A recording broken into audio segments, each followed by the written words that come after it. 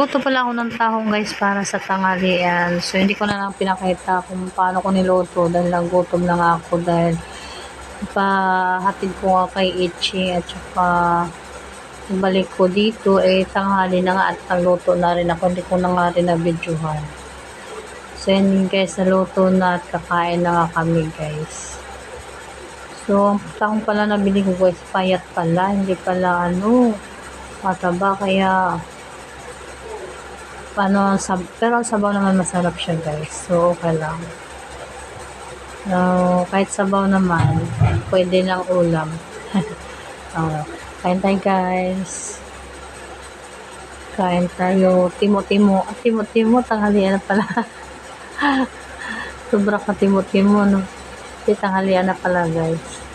Ayan, pagutom na ako, kumain na nga kami. Grabe na ang gutom at saka sobrang init na rin talaga ngayon. Nag-iba na yung klima niya. Wala na yung amihan.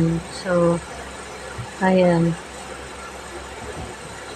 Sakto naman may nakita ko paninang tahong kaya yung binili ko na nga. Kaso payat naman.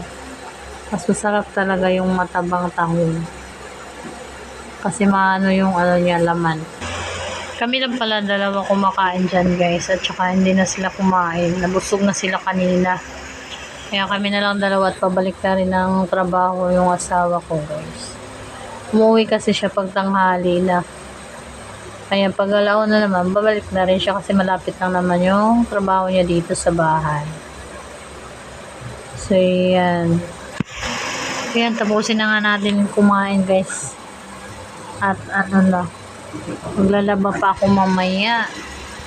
So yan guys, maraming salamat guys sa panonood. Hanggang dito na lang guys. Thank you for watching guys. Bye bye.